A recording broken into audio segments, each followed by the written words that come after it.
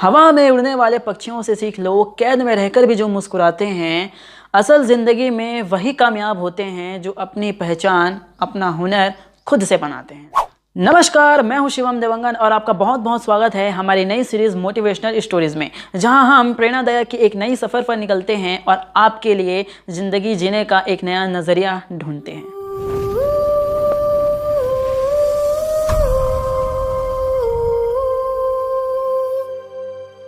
क्या कभी आपने भगवान से ये कभी शिकायत की है कि भगवान आपने मुझे ऐसा ही क्यों बनाया, मुझे ऐसा स्किल क्यों नहीं दिया, मुझ में ऐसा टैलेंट क्यों नहीं है, मुझ में ऐसा दिमाग क्यों नहीं है जिससे मैं बिज़नेस कर पाऊँ, मुझ में ऐसा टैलेंट क्यों नहीं है जिससे मैं सोशल मीडिया का स्टार बन पाऊँ, मुझ में ऐसी क्वालिटी क्यों नहीं है जिससे मैं सरकारी नौकरी या फिर एनीथिंग जो भी जॉब है वो मुझ में लग सके।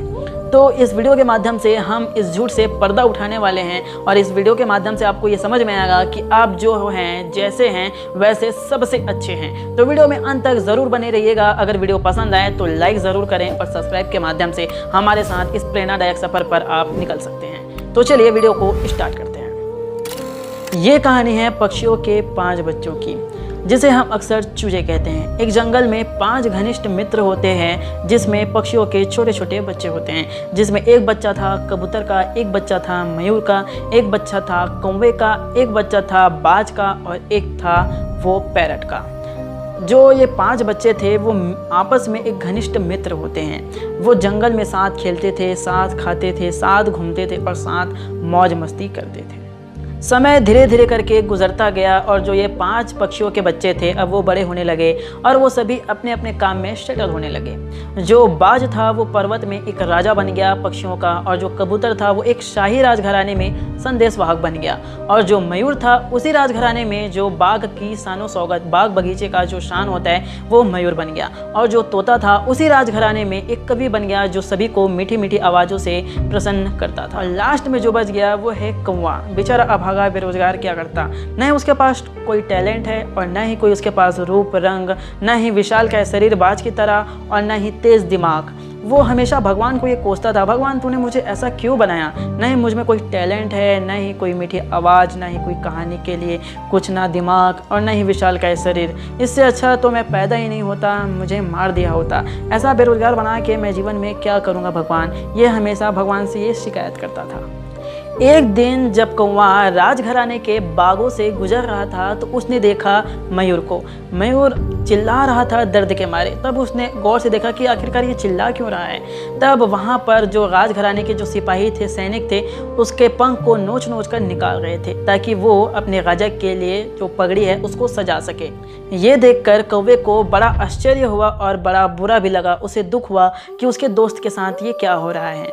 कुछ दूर जाते ही वो तोते को देखता है जो अपनी महारानी के साथ बैठा था। जो महारानी थी उसे पिंजड़े में कैद कर रखी थी। वो उसे कहानी सुना रहा था, साथ ही साथ उसे ये बोल रहा था कि महारानी मुझे कुछ दिन आसमान की सैर करने दो, मुझे आसमान में उड़ना है कि आसमान होता क्या है मुझे जानना है। तो उसकी महारानी उसे साफ मना कर देती थी कि नहीं, तुम पिंजड़े में कैद रहो, तुम कहीं अगर उड़ जाओगे तो। उसके बाद उसने देखा कबूतर को।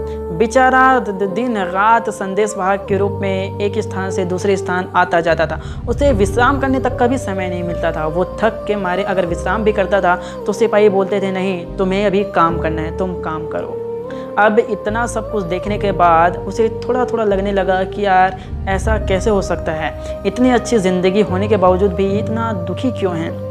अब उसके बाद वो जंगल की ओर आगे निकल जाता है। अब वो जंगल की चोटी में देखता है, जो पर्वत की चोटी है, वहाँ जो बाज होता है वो अपने नाखूनों को ही रगड़ रहा था, अपनी चोंच को तोड़ रहा था और जो अपने पंख है उसको नोच नोच कर निकाल रहा था ताकि उसे शिकार करने के लिए नए नाखून मिल सके, खाने के लिए चोंच मिल सके और पर्वत की ऊंचाई तक पार करने के लिए उसे नए पंख मिल सके।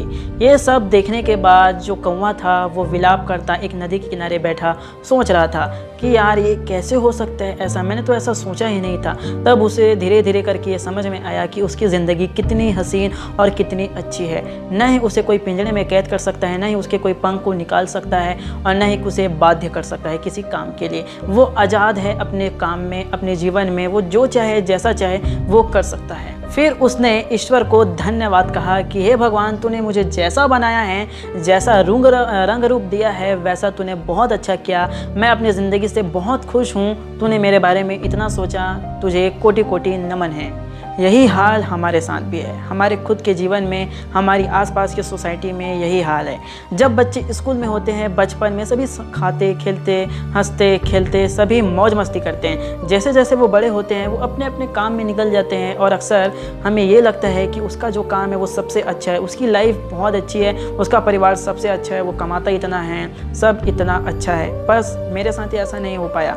भगवान को हम कोसते हैं कि भगवान तूने हमें ऐसा क्यों बनाया। ये एक इंसान की प्रवृत्ति है, इंसान की नहीं बल्कि हर जीव जंतु की प्रवृत्ति है कि वो देखता है दूसरों को और सोचता है कि काश इसके जैसे मैं बन पाता। हमें हमेशा दूसरों की थाली में रोटी ज़्यादा नज़र आती है। हम अपने बारे में कभी नहीं सोचते, हमेशा दूसरों के बारे में सोचते हैं। हम दूसरों से तुलना करते हैं कि इसका कैसा काम चल रहा है, मेरा कैसा चल रहा है। हम पूरी दुनिया को देखते हैं बल्कि हम अपने आप को नहीं देख पाते। यही आज की सोसाइटी की सबसे बड़ी समस्या है। इसी कारण जो आज का पूरी दुनिया में जो यूथ है, जो परिवार है, वो सबसे ज़्यादा उदास इसी कारण है। दूसरे को देखकर, यार दूसरा इतना अच्छा है, दूसरे की खुशी को देखकर खुद की खुशी को मानना और खुद की दूसरों की बर्बादी को देखकर खुद को खुश मानना, ये सबसे बड़ी गलतफहमी आज के समाज में। हम किसी इंसान के स्ट्रगल को देखे बिना ही उसे जज कर देते हैं कि भगवान ने उसे कितना दिया है, कितना दिया है। हम अपने बारे में कभी नहीं सोचते। हम उसके हमेशा दुख के बारे में सोचते हैं, सुख के बारे में सोचते हैं कि वो क्या कर रहा है। उसके थाली में हमेशा देखते रहते हैं, झांकते रहते हैं। कई लोगों की ये आदत होती है। तो यार ऐसा नहीं है। भगवान ने तुझे जैसा बनाया दोस्त, वैसा सबसे अच्छा बनाया।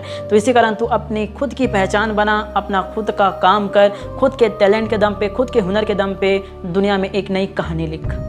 आई होप आपको ये वीडियो बहुत अच्छी लगी होगी, यूज़फुल लगी होगी। अगर आपको ये वीडियो मोटिवेट करती है तो हमारे साथ मोटिवेशनल स्टोरीज़ की जर्नी में शामिल हो सकते हैं सब्सक्राइब के बटन दबाकर। वीडियो को लाइक ज़रूर कीजिएगा और ज़्यादा से ज़्यादा साझा ज़रूर कीजिएगा, शेयर कीजिएगा इस वीडियो को। और मिलते हैं हम हमारे नेक्स्ट वीडियो में। तब तक के लिए हमें दीजिए इजाज़त। बहुत बहुत धन्यवाद।